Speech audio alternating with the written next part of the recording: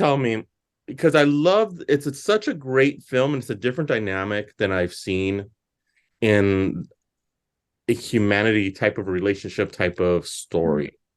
Let's start with producer because sometimes the producer doesn't always get love, and we got to give show our producer love. I Mary, love her. yeah, where did this idea come about about telling a story like this? That's so different.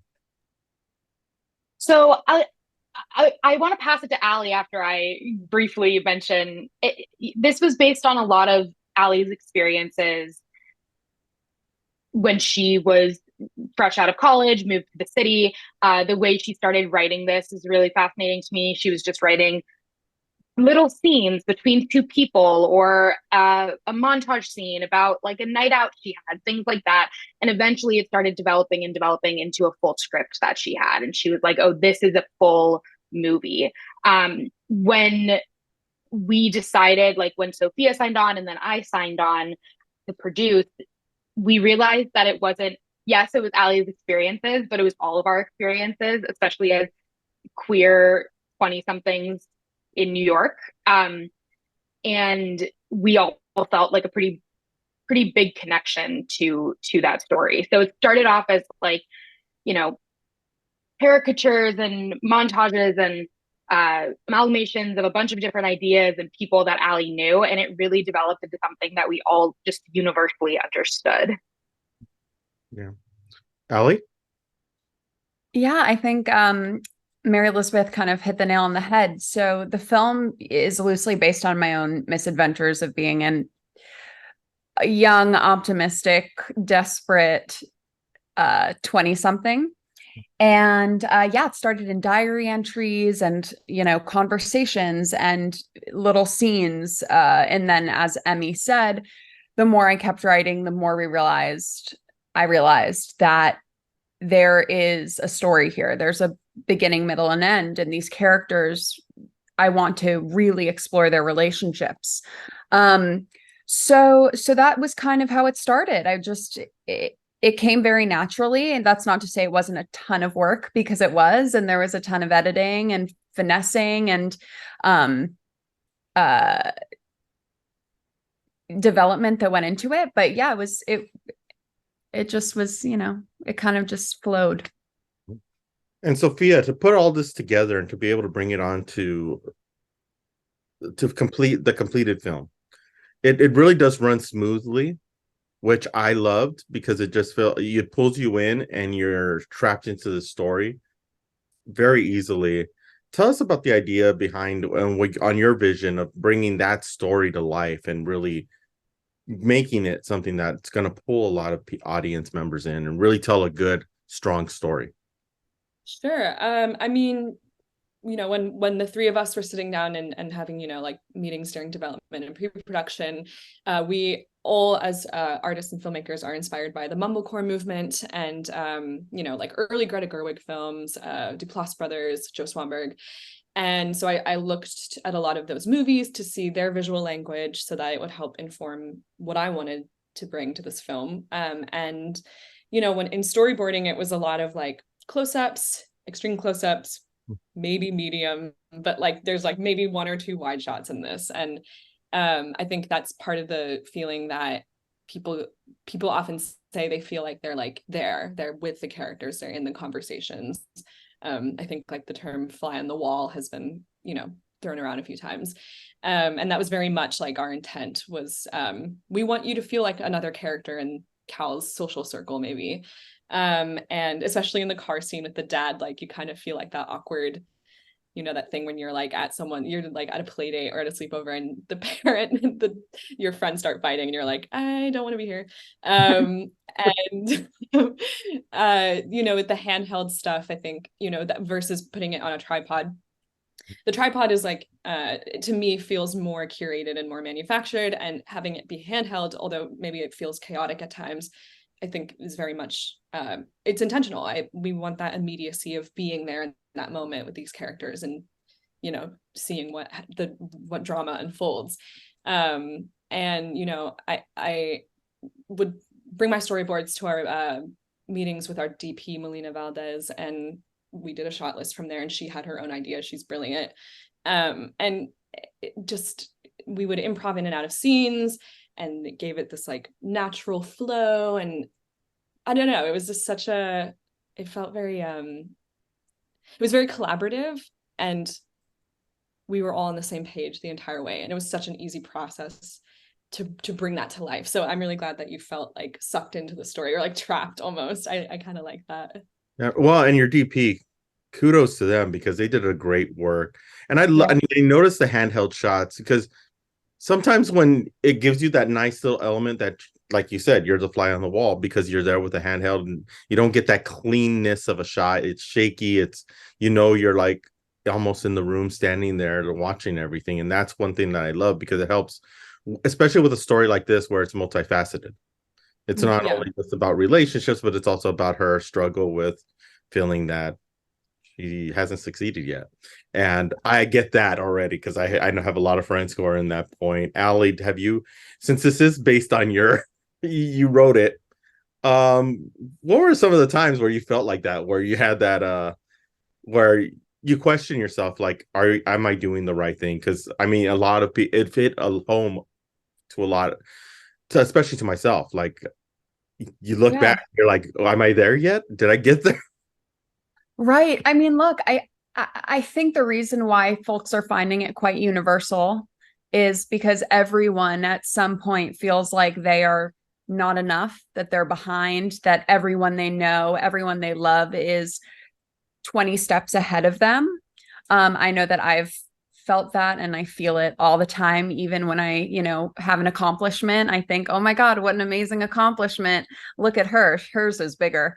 So yeah, I think it's something that, I definitely wanted to explore in Cal. And I think one thing that is interesting about Cal is that insecurity is such a core part of who she is. And she's kind of always buzzing with this self-doubt.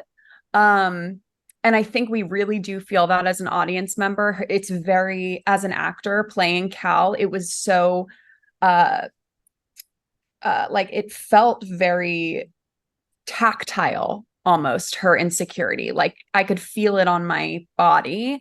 I could feel an aura around me when I'd like walk into a room. So I do hope that, that translated. But yeah, I think that it's just this universal feeling. And I do think when it comes to art, the more personal, the more universal.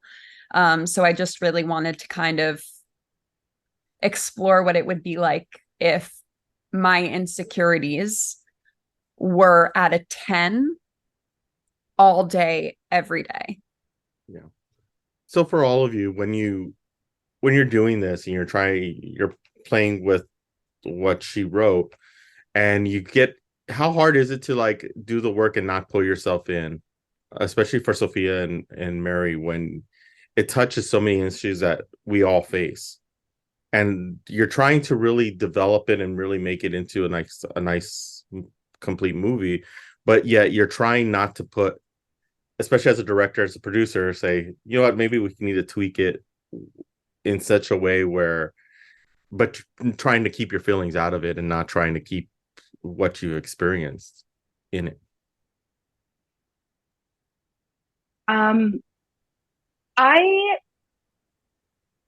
Sophia and Ali can decide if this is true or not. I think once on set, I compartmentalize very strictly. Like I think this was the first job, like the first film that I made that I really felt like I needed to compartmentalize. Like I have a life outside and there's this film on set. And when I'm on set, I'm like a professional and we're getting the shots. We've already done all of the like development and creative prep work that needs to be executed now. So there were like a couple times for sure that things popped up we lost our first location on the first day. We got kicked out by the building management. And instead of I think all of us did this, instead of like sitting there and being like, oh God, this is such a setback, and so reacting the way Cal might react. We all were able to react as ourselves and professionally and as problem solvers. So I think that for me, I'm very good at compartmentalizing development from production, from problem solving, and not taking it home with me at the end of the day. I know for Ali and Sophia, that's especially for Ali, for having to live in that headspace for a month of shooting, that's much more challenging. But I have the luxury of really like having a goal that is executional rather than creative. I would say that's accurate. That you definitely are a very good, you are like a master of compartmentalization. I love it. I That's think a diss, actually. what? No, it's not. It's a compliment. We're also like best friends in real life, so just so everyone knows the banter that's going on. I'm a very emotional and sensitive person. I am a triple water sign. Sorry, astrology. But when it comes to directing, when it comes to being, I think the director is really the one that sets the tone on set, as well as the producer. And knowing that I'm that person is a lot of responsibility, but I took that very seriously. And so I wanted the set to be professional, so I had to be professional. I wanted the set to be supportive, so I had to be supportive of my actors, of my DP, of the camera department, of, you know, who production design. I wanted it to be fun. And I feel like that was something about this set that maybe made it easier for people to be able to compartmentalize, was like, it was so fun. And we were able to crack jokes between takes. We were able to just like, we had like dance parties while people were setting up lights, but we also did that because we trusted each other to get stuff done. And it was like the best crew and the best vibe ever.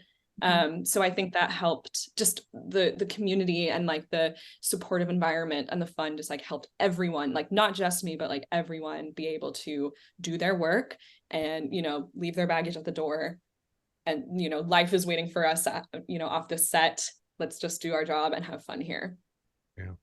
Yeah. And that's the one thing, like, and I think that comes off on the screen. Yeah. And I think you get the best work out of your actors when you do that. I know for myself, like when I get into it and it gets little, I sometimes get those moments where I'm like interviewing somebody and I'm just like bawling because of the story that it is. And I'm like, I gotta be professional. And yeah, and just it's, as like a testament to Ali and Sophia, I'm not as emotional of a person as they are. And like they were perfect at like being able to express that emotion without taking up so much space and like delaying anything, because emotion and those types of reactions aren't unproductive, but they do need to be expressed in a way that everybody is on the same page. Like there were times that Sophia was affected by certain scenes or certain production elements that we had to work with, but like that doesn't mean you slow down production. That doesn't mean you slow down the actors or like insert yourself into their work. But that's still valid and important that we made room, I think, for everybody on the set and crew to really express those emotions or, you know, find time and space. I think that's so, Emmy, I love that you brought that up. I think that's something that we talked about as a production team, you know, is like, we're all women, right? And like, not to stereotype, but like, I think we all pride ourselves, at least this group of women, specifically Sophia and I, of being very emotional creatures. Like we are actors, we're artists. Mary Elizabeth, thank God, knows how to handle all of our feelings. But it was like, look, these emotions are going to come up, and there's a way for it to be a supportive, productive environment, not in spite of those emotions, but because of them. So it was about creating space for the actors, creating space for the crew, creating space for each other to have our moments, all of them, all the moments of joy. We could celebrate the moments where we needed more support. We could celebrate. And I do have to say, in terms, you know, self-doubt and insecurity has kind of been a theme of, you know, this interview and obviously of the movie. I think it's important to say that when you're doing something you love and you've gotten past all of these goal points and you're really in it, the insecurity tends to take a back seat because you're so in the world of what you've created and built. So at least I found that for me. I mean, of course it's there, but it goes away when you're doing what you love. Yeah. And I think this is what I love, is that when people are watching this who are in the same situation, it's going to help them through it as well. Because as creatives, I mean, we have self-doubt all the time. It's like we are constantly doubting every I don't know, it's not just me now, but it's like you're self-doubting every shot, everything that you've done, like, and sometimes you don't get that extra chance to be able to reshoot it and make sure that it comes out perfectly. But the one thing I do want to, as we're getting close to wrapping up the interview, the one thing I do want to touch upon is the big elephant in the room. Now that we got strikes going on the writers and with that and actors, do you feel this is going to give life to independent films like yours to be able to get more eyeballs? Whoever would like to take the question or answer. Yes. Yeah, I think, that not obviously, but like in the past that has happened, right? Like there's one of our major unions or guilds is on strike, and that opens up a doorway for money and other new talent to come in and make things. I think that for us, for any indie film to also be successful, there's solidarity involved with those unions. So it is really a balance of, and just to be clear, like Ali is not SAG or WGA, Sophia is not DGA, I'm not union, we're all non-union. But I think it's very important that there's a balance between, yes, we want to build up indie film, but there's still an expectation of how to treat actors, how to treat writers, how to treat directors. And that is why we have unions. So I think that, yes, in the grand scheme of things, financing goes more toward indie production and small creators. But in the long run and in the grand scheme of things, you also need to make sure that those people are abiding by union rules, even if there are not union workers on set, because those are just, union rights are usually human rights in a work situation. So I'm very excited for how indie film gets to be seen and taken in without the big Warner Brothers and Sony and Lionsgate, without all of these huge studios just throwing $200 million at films. So I did see Barbie last night and it was fantastic. There's something to be said about them, financiers spreading their money to new creators. And like Greta Gerwig and Barbie is actually a perfect example of that. Like she really started as we did. Like she's such a big inspiration for us. Even before Lady Bird and Little Women, we were watching and loving Frances Ha and Noah Baumbach films that collaborated with Hannah Takes the Stairs and Nights and Weekends. Yeah. You can't even get, they're not on Amazon, they're not on Apple. You have to buy DVD copies. Like she started out doing $50 films. And that's now who's making Warner Brothers hundreds of millions of dollars, because they found this incredible indie filmmaker was supported and was able to cultivate her craft, and then get to go do Barbie, a huge franchise film. And I think that if the studios and these huge companies and the streamers want to continue to see profits like that, they need to be supporting indie artists and independent actors as well. Yeah. I also just think it's interesting. I think I saw the other day, and if I'm mistaken, someone correct me, please, but with all the interim agreements that SAG is agreeing to with these, like A24, for example, and indie production companies, they're able to abide by what SAG is asking for. They are not these multi-million corporations of AMPTP. It's very interesting that these companies can't agree to what SAG is asking for, and yet they also are posting AI developer executives for $900,000. So that's interesting. Just wanted to say that. It's really interesting. Yes, it is. Ali, anything you want to add? No, I mean, I echo both of those sentiments. I truly hope that in this, kind of, uh, I'm trying to find a synonym for shithole. And it's Well, not it's a quite, good way to put it that way. I mean, that's yeah, what it is. Call it. yes, literally in this like shithole of a disaster of an industry right now. I do hope that this provides a platform and a place for all these amazing indie artists to, get some support and get a light shown on them. I don't know. I think that a lot of financiers and a lot of big studios still see indie films as a kind of a risky investment because it's not the easiest way to make money, of course. And indie films really popping off and making as much as a Barbie is impossible in a lot of ways. But I just hope that all the indie filmmakers that are wanting to make films right now can get their waivers and can do what they do best and not let anything stop them.